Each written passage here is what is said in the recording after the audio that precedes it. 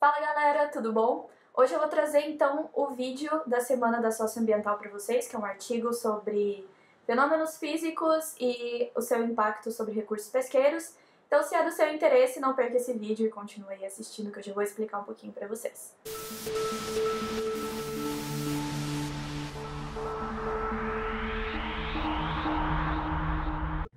Influência do El Niño Oscilação Sul na disponibilidade e abundância de recursos hidrobiológicos da pesca artesanal em Ica, no Peru. Artigo publicado por Adams e Flores em agosto de 2016 pela Revista de Biologia Marinha e Oceanografia.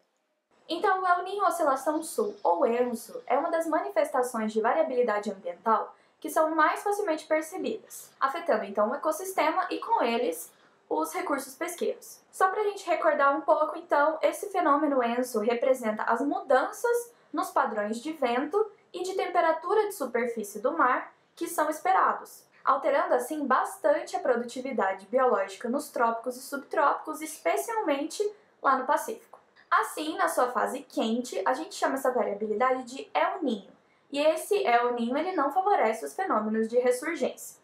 Por outro lado, na sua fase fria, a gente chama ele de laninha, favorecendo então esse fenômeno de ressurgência. Bom, os impactos gerados nos recursos pesqueiros e, consequentemente, aos pescadores podem ocorrer de maneiras distintas, tanto a curto prazo, afetando a distribuição dos recursos e, consequentemente, a sua disponibilidade, quanto também a longo prazo, afetando a reprodução e recrutamento das espécies. Ou seja, a abundância do recurso é afetada.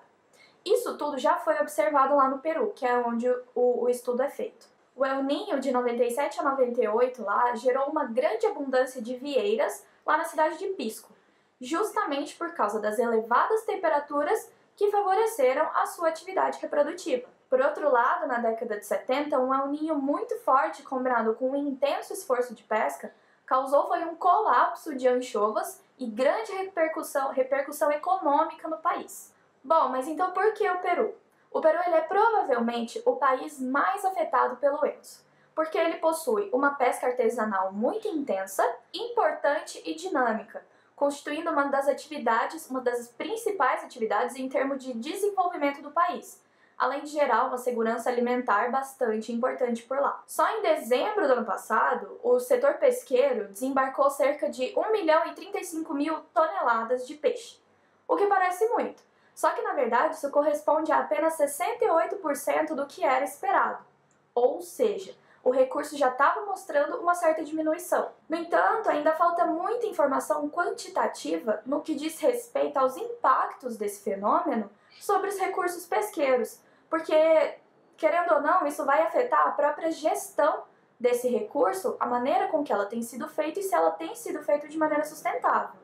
Então eu estive lá em Ica, no Peru, que é uma zona de pesca, né, com a segunda maior população de pescadores do país, e que é um lugar onde já se vem observado os impactos do ENSO sobre os recursos e as pescarias. Então, nesse estudo, os autores quiseram analisar as mudanças na pesca artesanal ocasionadas pelo ENSO com relação à disponibilidade e abundância de 5 espécies de alto valor comercial entre os anos de 2004 e 2013, que foram anos com os maiores desembarques de pesca registrados e cuja relação com esse fenômeno físico ainda não está claramente definida. Mas como identificar isso?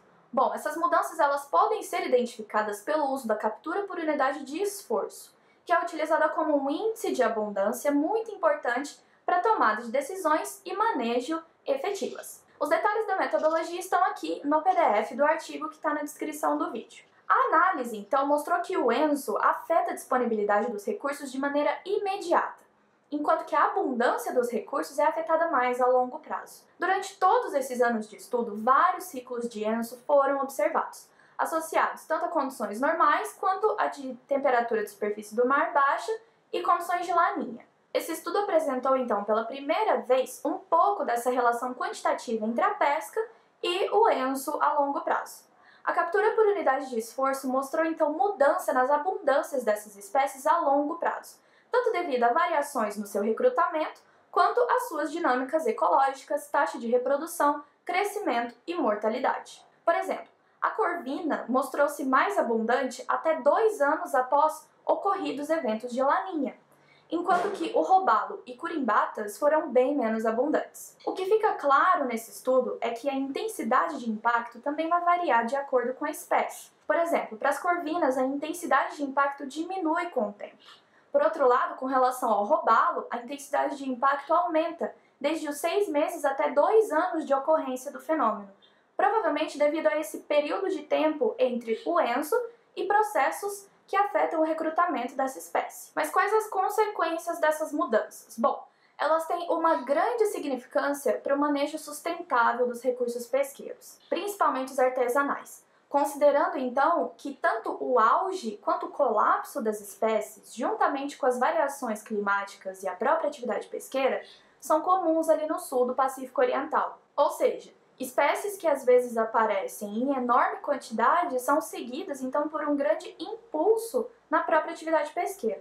E esses resultados são um primeiro passo para a gente poder informar e recomendar medidas de manejo que sejam efetivas em espécies cujo tamanho de estoque desovante é um fator crucial no recrutamento das seguintes gerações. Bom, pessoal, o artigo foi esse. Eu espero que vocês tenham gostado. Na minha opinião, é um artigo fluido, ele está em espanhol, o link está aqui para vocês na descrição do vídeo. Não é difícil a leitura, é bem fácil, é bem tranquila. É um artigo que, na minha opinião, ele é um primeiro passo para estudos que devem ser realizados, né, que devem ser feitos em lugares como o Peru, que tem essa dificuldade aí na questão, na própria questão científica de poder fazer estudos, né, acompanhamentos e coisas do tipo. Então é um estudo bem legal. Se gostaram do vídeo, deem aquele like, se inscrevam no canal e fiquem ligados que essa semana ainda tem tema pra vocês. Tchau, tchau!